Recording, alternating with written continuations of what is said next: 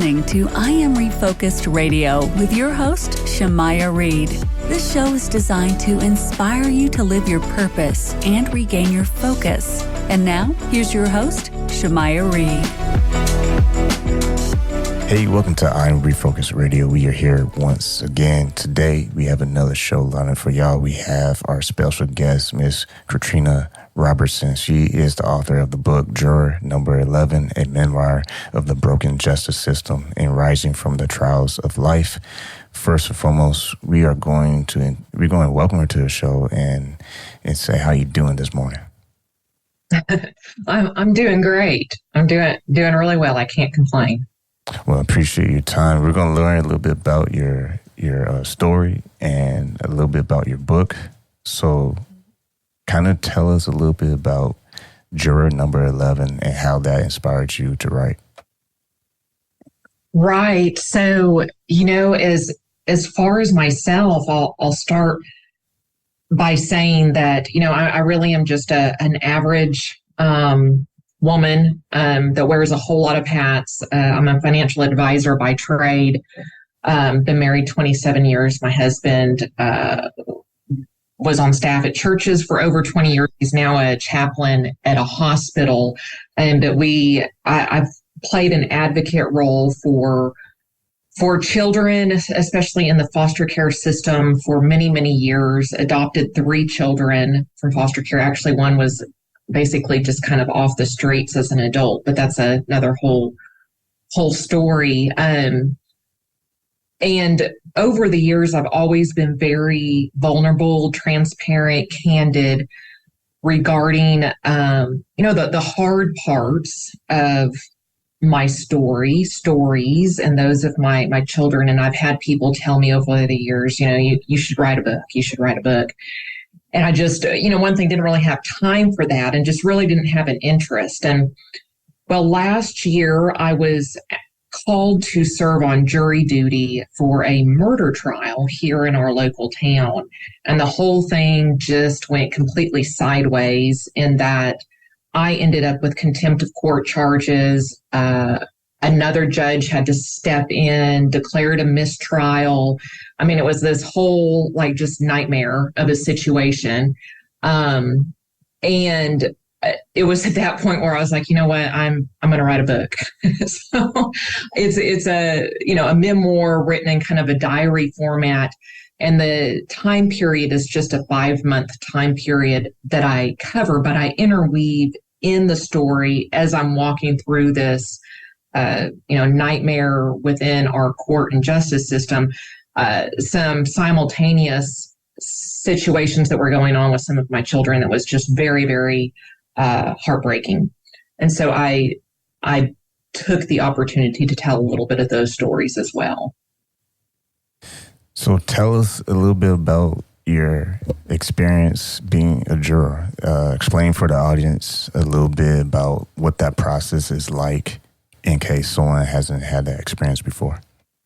Right. So, if you aren't familiar with the jury process, and I think different states and stuff do it slightly different, but you get this wonderful little notification in the mail that you've been selected. And normally, at least in our county, how it works is they have this huge pool, like a couple hundred people that are all selected for like a 5 or 6 month period of time.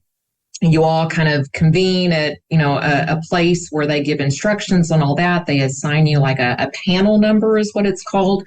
And throughout that entire 5 or 6 months, you could be, you have to check these messages every week to see if your panel has been called for a case. And so I'd been called on a few occasions, actually, where they'll call a panel, which or several panels, to where they might have in the neighborhood of 30 to, closer to usually 50 people within this pool that they bring to the courthouse for a particular case.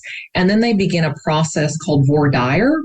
Probably not pronouncing that exactly correctly, but it's a process in which they basically try to vet the jury for to find the best jurors for that particular case, the jurors that they feel are going to be the most unbiased and fair. They describe exactly what the case is. They make sure, they weed out anybody who may have a personal connection to one of the parties or have personal experiences that would not make them a good fit for that particular case, that kind of thing. And then once they get it down to, I don't know, maybe 25 or so, they put all those numbers in a hat, basically, or a box. And they pull out, so there's 12 jurors for a trial, but then there's always 2 alternates. So so I almost was lucky in not making the cut. So I was the 11th name called. Therefore, I was juror number 11 for the trial. And then there was 2 alternates, and the alternates' purpose is, they sit through the entire trial, all the deliberations, everything in case. So if there's up to 2 jurors that for some reason cannot complete the entire process, they've got a couple jurors kind of in backup that have heard all the evidence and testimony and can step in. So that's kind of the process, the jury selection process. And then it was a 4-day trial. So once they had us all seated, then the trial began. And kind of illustrate for the audience the moment where everything changed for you. What happened? Well, it wasn't until after the trial was over.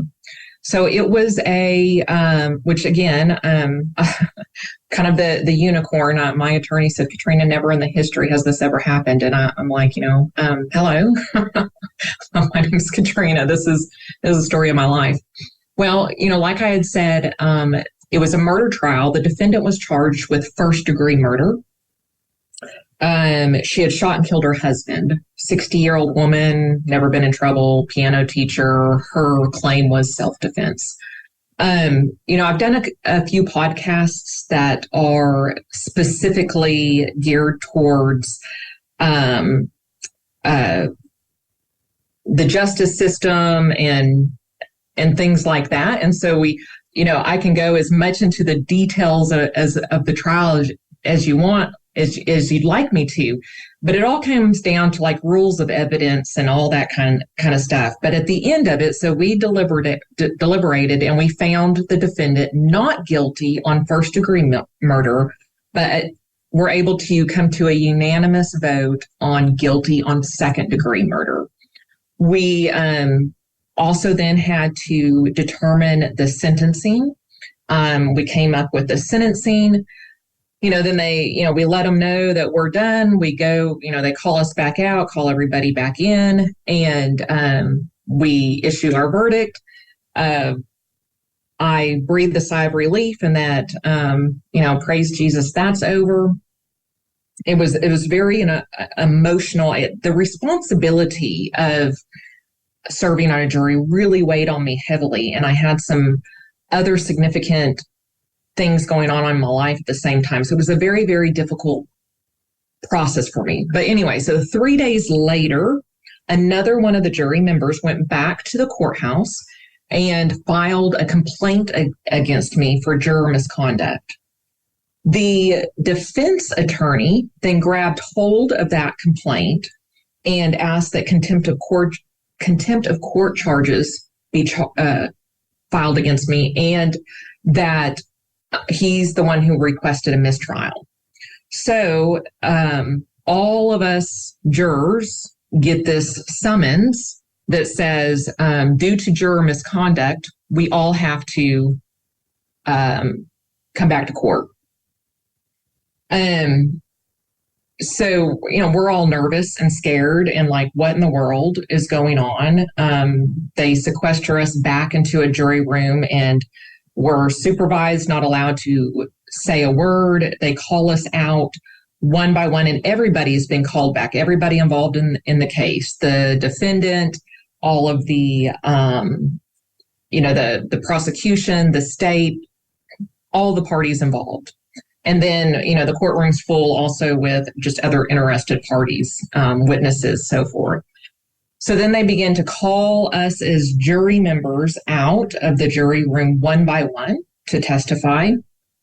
And so we're not able to hear exactly what's being said in the courtroom. But long story short, I was the last one. So I was left alone in the jury room. And so it was at that moment when I realized they are saving me for last because this has to do with me. And yeah, so then when I called out there and I stepped up on the witness stand, that's kind of when the real nightmare began. And at that moment, what was the process like after they said what they said? What was the next steps that you had to deal with?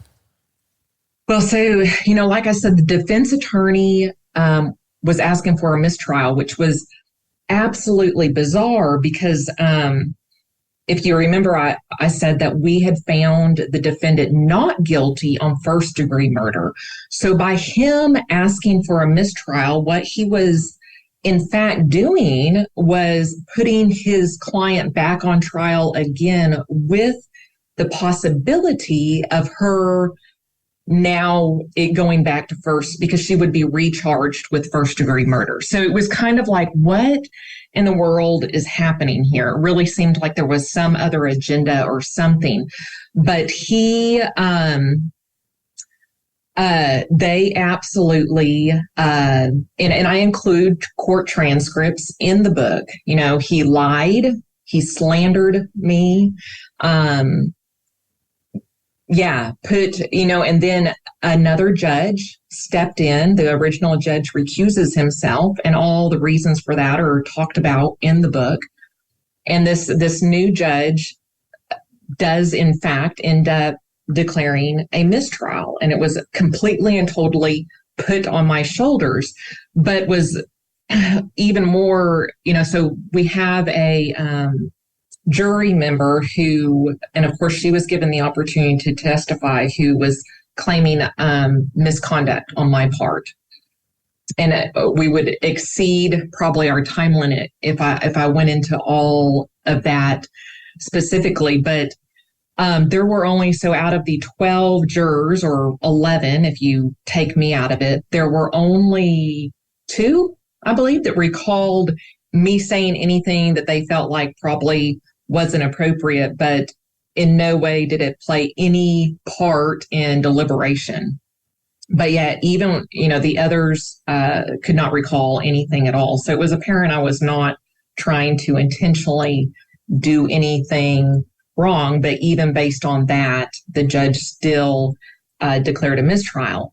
But then, kind of a little bit of a cliffhanger, the mistrial then never happens. So it was just a really messed up ordeal. Once again, talking to our guest, Katrina Robertson. Go to Amazon and get the book that we're discussing right now, Juror number 11, A Memoir of the Broken Justice System and Rising from the Trials of Life. So, it's like poof, and everything disappears for you. Right. What was you feeling like? Yeah, so it was just, of course, now that I'm a year on the other side, I'm kind of like, was it really that big of a deal? I survived. But in the midst of it, it was just an absolutely, like I said, I'm in a small town. I am a financial advisor. I've worked at a local wealth management firm for the last 16 years. And to have my character and my integrity questioned in a public manner, and just really awful newspaper articles written about me. I had to take myself off social media for a while. And it was just, and so when I, titled the book, Memoir of the Broken Justice System and Rising, from the trials in life, the reality is, yes, I have a unique situation, and there's not, I haven't yet run into another individual who caused a mistrial after serving as a jury member.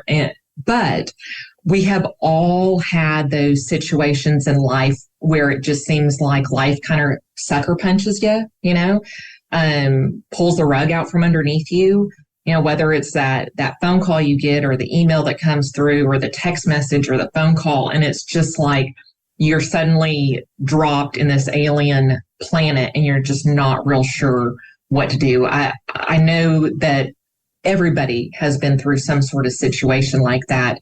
And at some point you have to learn how to rise up out of that. Cry your tears and scream your angry questions at God if you need to. I say cry in your ash heap, but then you can't get stuck there. You have to choose to rise up out of it and keep going.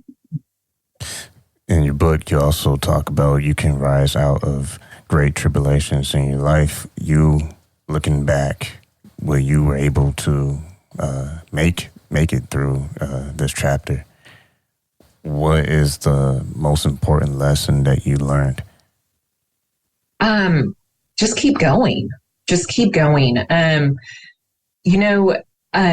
lot of also my big tribulations and trials revolve around my advocating for people of loving kind of the hard to love kind of people. And then even my own children who that I've adopted. You can love somebody with everything you have in you, and they can choose to walk away. But what I've learned and the advice I would give is keep loving anyway. You can put everything you have into building or creating something, building a business or creating something, and then have something come along and just totally destroy it. Don't let that stop you from continuing to build and create.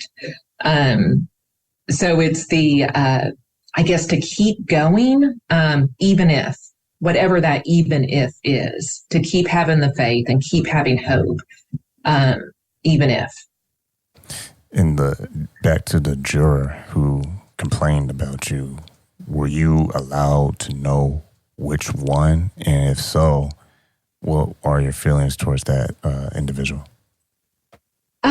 Well, yes, I was able to figure out, that day when we all got called back, I was able to figure out who it was.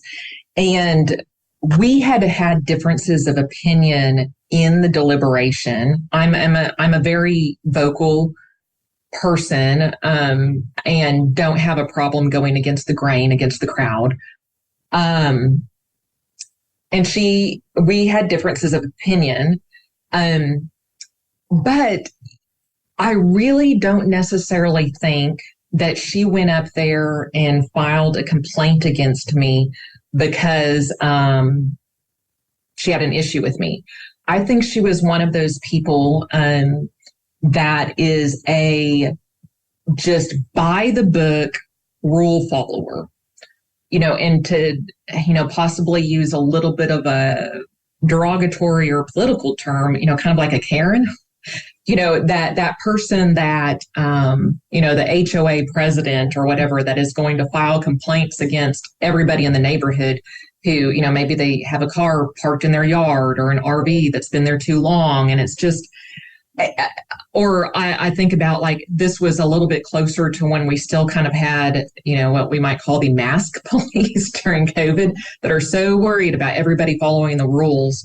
That they lose sight of the big picture.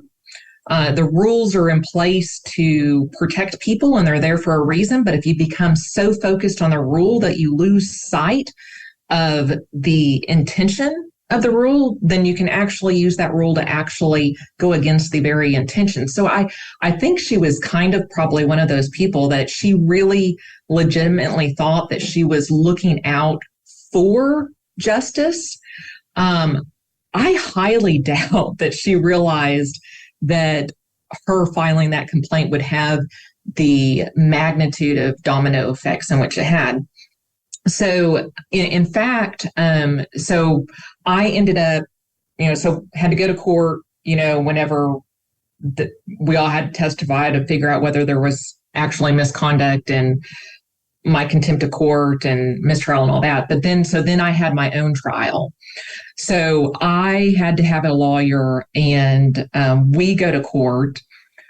Well, my attorney ended up, the prosecution or the state went to go bring some evidence, which was the testimony from that other day in court. And my attorney objected to it because there is a rule or a law that if somebody is accusing you of something, then you have the right to question them, to face them. And they had not subpoenaed her as a witness.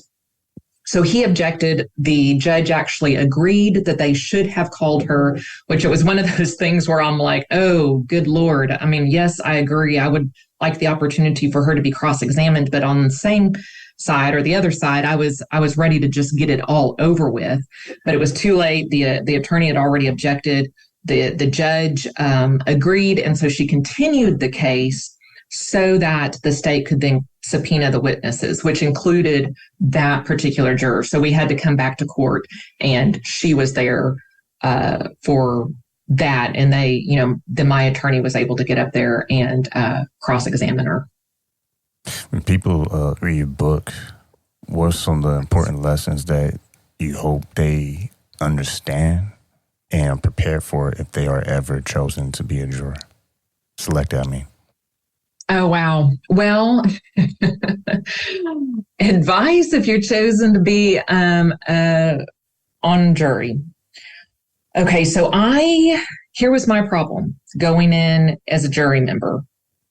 I am a very analytical, fact-based, research type person. It's just who I am, and it's in me. When you are a juror on a case, you have to, what I realized is that you are presented evidence in a very cherry-picked manner and often delivered to you in a very emotionally manipulative way. For example, the victim's autopsied, blown up picture body, on display for you to stare at while testimony is given. Is that necessary? No, absolutely not. But it's there to invoke emotions in you. Things like family members who are unable to actually give any relevant testimony, but are put on the stand just so that you can see the emotions of family members. So, and it's very much, I called it kind of a dog and pony show. I'm sure everybody has seen court room TV shows or movies, and the defense and the prosecution get very animated and dramatic when they are giving their opening statements and closing arguments. I kind of thought that was just a made for TV kind of thing, and found out absolutely not. These people must have second majors or minors in drama, which I, to an extent, understand, because they want to hold your attention. But on the other side, I was kind of like, I am not here to be entertained. I only want the facts. And as a jury member, even though you are tasked with being the judge in that case, to determine the guilt or innocence, and also in this particular case, the punishment for an individual. You're not allowed to ask questions. You're not allowed to, in this particular case, there was lots of witnesses that were not allowed to speak. We were not allowed to know what they were called to testify about or why it was disallowed. And I really had a problem with that, because I'm like, if you are tasking us with the responsibility of determining another individual's guilt or innocence, we should have access to all information. And, oftentimes I'd be sitting there in the jury wanting to raise my hand and be like, can I ask that witness a question? But you can't.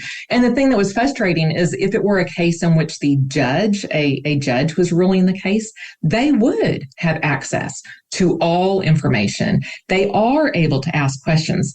But as a jury, you are not. I very much felt like kind of this, and I know this is a long answer to your question, and I am kind of going to get to the point, but it, like we're supposed to sit, listen, shut up, go with groupthink, don't ask any questions, do what you're told. And that is so far out of my ability to do easily.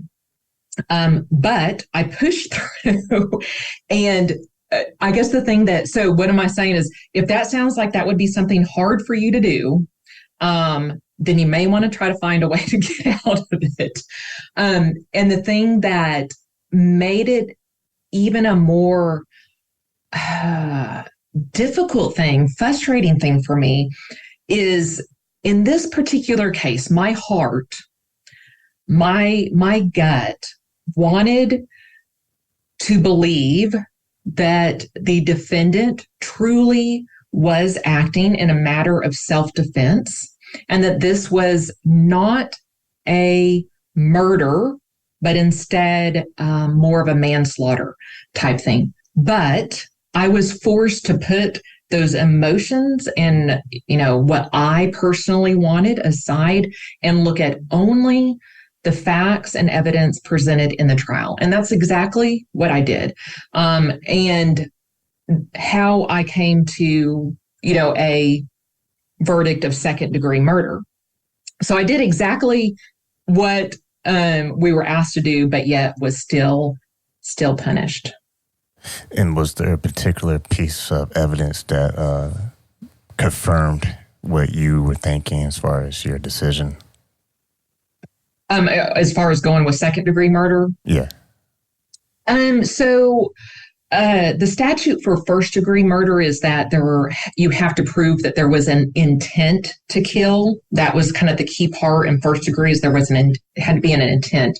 And we finally, as a jury, were able to agree that there was not, beyond a reasonable doubt, intent proved. So then when we go to second degree, and with the statute within second degree was a reckless disregard for human life. And there was too much still within the evidence and testimony that left us able to move past that particular part of the statute, because we had too many of it really seemed like she had other options. She could have done something else, rather than shooting. So that was where we ended up falling on second degree, was that piece of it, that reckless disregard for human life. When people read your book that they can get on Amazon, Juror number 11, what has been some of the reaction from locals? Have your friends and family pick up your book? And if so, what has been their response? I've had a really positive. It was a very, very scary thing to put out there because, one, it's very, very personal, and I'm very vulnerable. Like I said, it's written in kind of a diary format. I share my inmost thoughts in it, and so it was very scary to put it out there. But I've really had a pretty overwhelming positive response from it. Lots of people that, people that, I'm in a small town, no doubt. People whispered and talked and, read the newspaper articles. I did have people reach out to me and say, Katrina, I completely misjudged, what happened, and I'm sorry. So I did have that. But then mainly just people reaching out saying how encouraged they were by reading it. And again, that I realized that the reason why I had so many people saying they were encouraged was just simply because they were like, if you can keep pushing through in the midst of that, then I can keep pushing through in the midst of, whatever it is I'm going through, this health crisis or this marriage crisis or this family crisis, whatever it is. And so that, I think, has been the main thing. Once again, talking to our guest today, Katrina Robertson. You can go get her book. It's on Amazon. It's Juror number 11, A Memoir of the Broken Justice System and Rising from the Trials of Life. When people get your book, after that, what's the call to action that you want people to do? And what's the best way people can stay in touch with you? Right. So, my book's easy to find on Amazon, and there's, both, the Kindle version, paperback, hardback. And then I also have an audio book out there if you're an audiobook person. Full disclosure, though, I recorded it myself, and I am by no means a professional voiceover, but it was important to me, since it was my story, to tell it in my voice. So that is available. I do have a website. Another thing that, writing the book has kind of opened the door for me for speaking engagements. And so I do have a website now to help facilitate that, but I've got a blog and been a guest on lots of podcasts, and I'm going to slowly put links to those out on the website. But the website is KatrinaLRobertson.com. You can contact me through the website, and my email is there on the website as well. Also to help encourage other foster and adoptive parents. So there's that. I've got my Facebook, fairly easy to find on Facebook. If you search Katrina Robertson, especially if you put Arkansas, I'll probably eventually pop up, as well as Instagram. Once again, man, I want to say thanks to our guest today on Refocus Radio. We've been talking to Katrina Robertson. Once again, thank you for your time. Thanks. Appreciate it.